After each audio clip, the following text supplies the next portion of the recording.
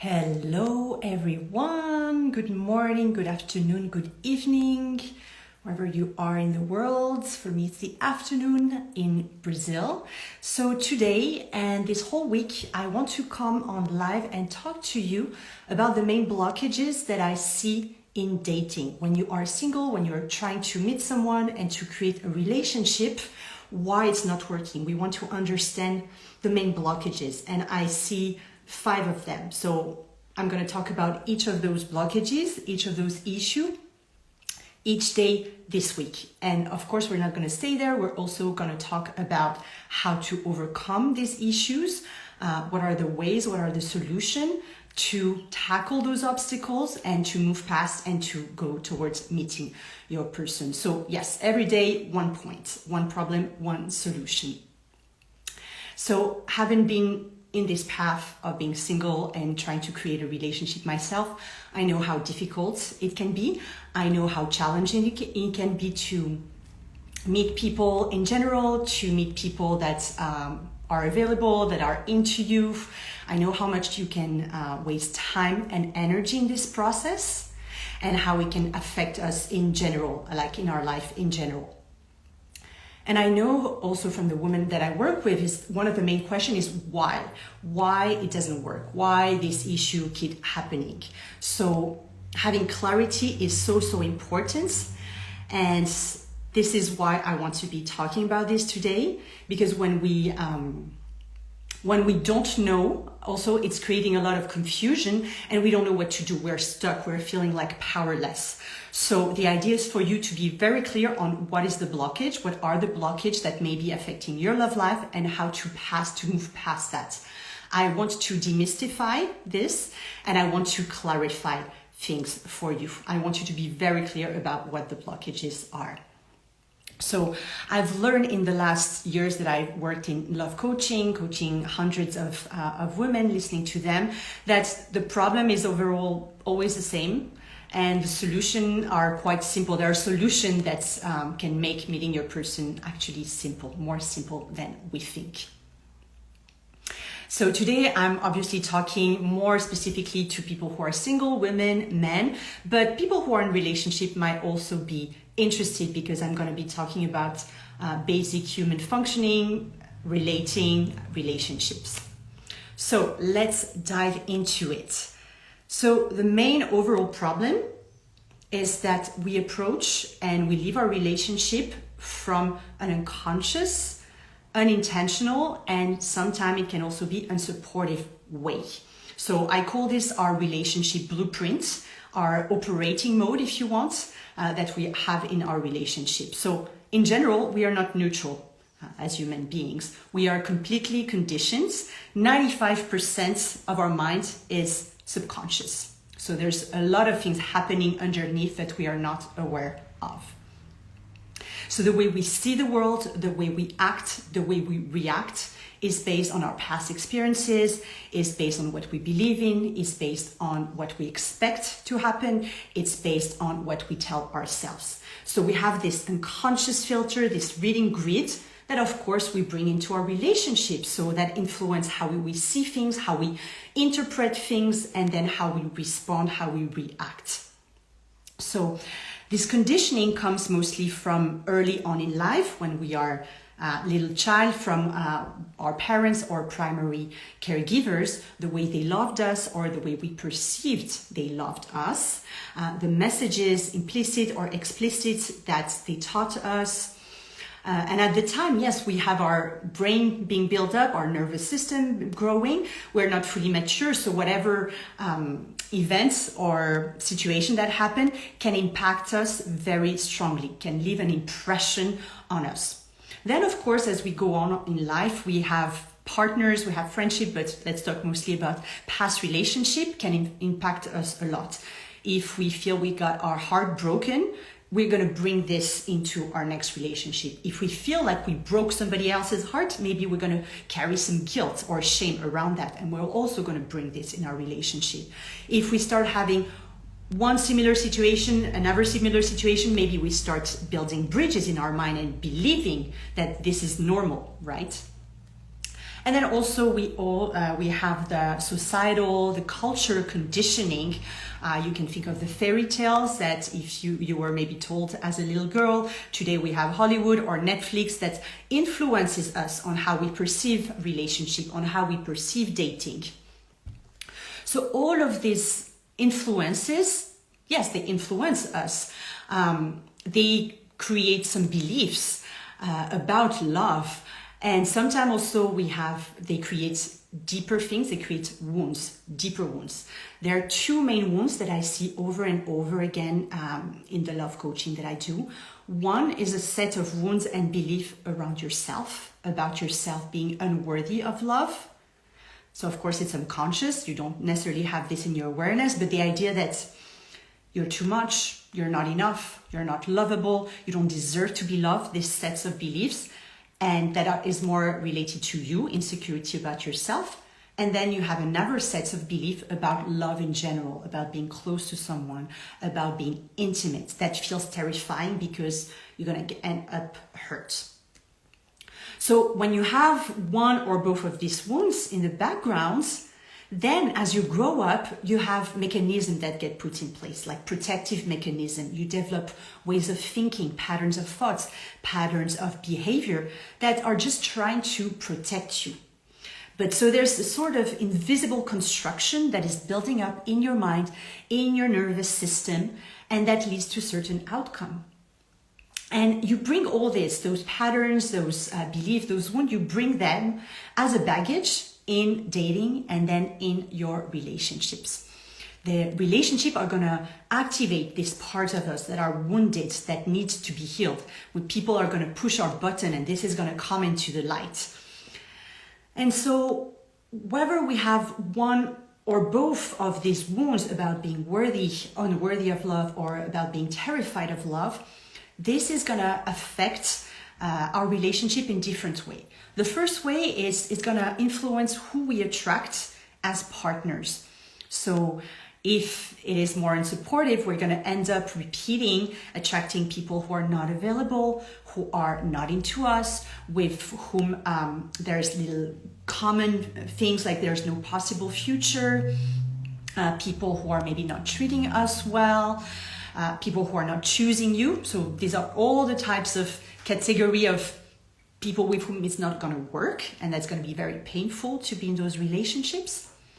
And then there's your outside the attraction, outside who you are attracted to.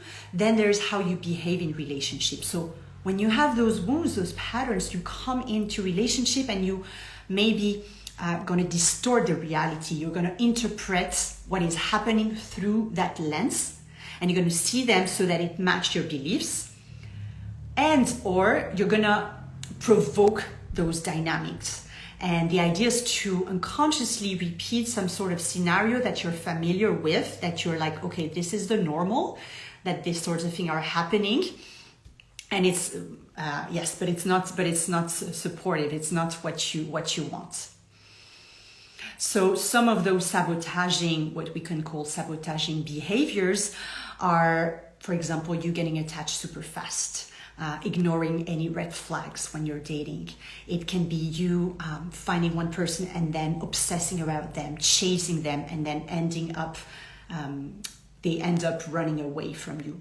Or you can also over-adapt, over-accommodate in the relationship, almost losing yourself in the relationship. This is another behavior. Or you can also interpret the worst case scenario, being jealous, and then provoke conflict, all the drama that can be there. You can also have issues with being close to someone. So when your partners are coming close to you, you push them away, you run away, etc., etc. So there's different type of behaviors, but they are often the same. And there are ways basically to protect you. And also to confirm those beliefs, those wounds that you have about, I'm not sure I'm worthy of love, or love sounds terrifying. I don't want to get near that. So this is really the overall main issue that affects us when we are struggling to find love, this unconscious, unintentional model with which we approach relationships. And I'm going to continue to break it down in the next days. And I will explain more the specific wounds. So tomorrow I'll talk more about the worthiness wounds and how to heal it with self-love. And then after tomorrow, I'll talk more about the trust and the safety around love. And then I'll also talk in the Thursday and Friday about the way we deal with our thoughts and our feelings is also sometimes getting in the way. But today I want to come back to the first thing is not knowing our model, not knowing our relationship blueprint, not knowing our patterns, our wounds, etc., not knowing why it's not working is really has a lot of consequences. When you don't know what's happening, when you're unconscious or you're not conscious about your patterns, then you're going to repeat them. They might be repeating them, whether you want it or not. It's like your belief, your worst beliefs and fear are driving you like if you were a puppet. And you come to the same results, to the same outcome over and over again. And you're like, what? How come I'm not meeting anyone interesting? How come this one is cheating on me another time? How come this one is finally not available? And of course, with that, your dating experience is heavy. It sucks. You're disappointed. You're frustrated, and you're losing the belief. You're losing hope. You're losing motivation. And so, with that, it becomes heavier and heavier. And so you take less and less action.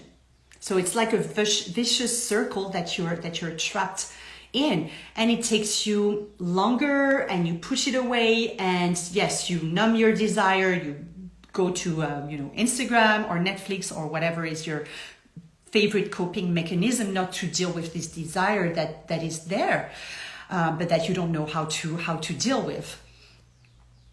And another thing that happens is when you don't know what's happening, you can go into thinking like there's a problem with me.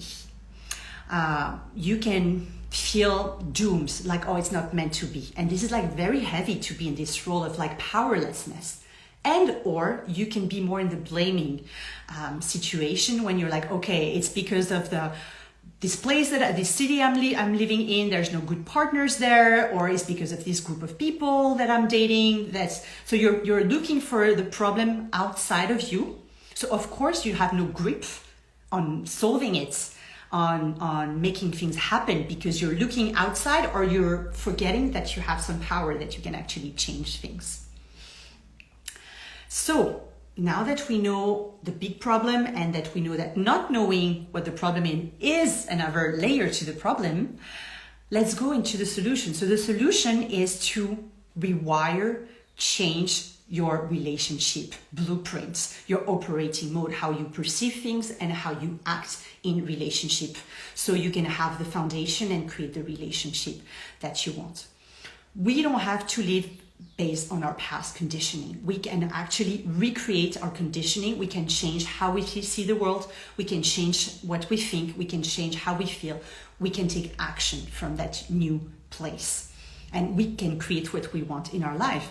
And here I'm talking especially about relationships. So you want to start from a place of clarity. So to change your model, to change how you're operating, your blueprint, you want to know it. So you want to bring curiosity and no judgments, and become curious about how am I operating in relationship? Who do I tend to attract?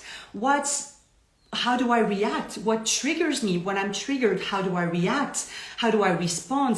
How do I deal with conflict? How do I deal with commitment? So yes, you want to be curious and investigate your behaviors, your thoughts, and then going deeper and getting clear into like, what are my deeper beliefs about me, about love, about the people that I'm dating, whether men or women. So yes, being super curious and starting to kind of making the invisible construction that is in your psyche, making it visible, becoming aware of it.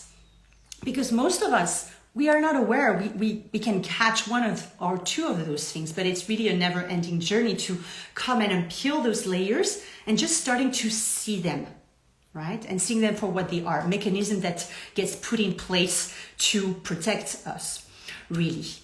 And so when you start having clarity about what is happening. Why? Yes, once you know what is happening, you want to know why. So you want to go deeper and maybe have some understanding. Oh, maybe it makes sense because of my father or my mother or this past relationship. It's making sense. And this is so important because when you can make sense of your behavior, you can have more self-compassion for yourself. You can be less self-critical, which is something that all of us do, most of us do, right? Being very critical and hard on ourselves. And then when you know what is happening, when you see how you're behaving, then you can change it. I talked about being powerless when you don't know. When you know, you start having power. You can start doing the work, whether it is healing a wound about unworthiness or fear around love. You can do the inner work. And then you can change, because then from clarity, from knowledge, from deep knowledge with who you are and how you behave, yes, you have the agency, the ability to act differently, to maybe pick partners who are different, to respond and act in relationship from a more mature place, a more grounded place, a more centered place. You don't have to just go into your by default model of reacting. You can pause and then you can respond, and then slowly you can create the relationship. You can walk towards the relationship that you really want to create. So yes, I'm just checking my notes. I think, yes, how to do this, of course. Well, you can do this on your own by contemplating, by journaling, meditation. It can happen spontaneously. You're having a conversation with friends and then poof, you have an insight about yourself, about how you're operating. But of course, you can also go faster and be more efficient with working with somebody else, such as a therapist, a psychologist, or a coach. So voila for today. I don't know if you guys have any questions. If you're watching live, feel free to ask any question. If you're watching the replay, you can also type into the comments and I'll answer shortly. Otherwise, feel free to send me a message if you want more private, if you have more private question. And I'll continue going live tomorrow about the same time. And I will talk this time about worthiness, about this wound, about feeling unworthy of love, and how to heal this and how to change this with self-love, the beautiful tool of self-love. So have a beautiful day and see you tomorrow.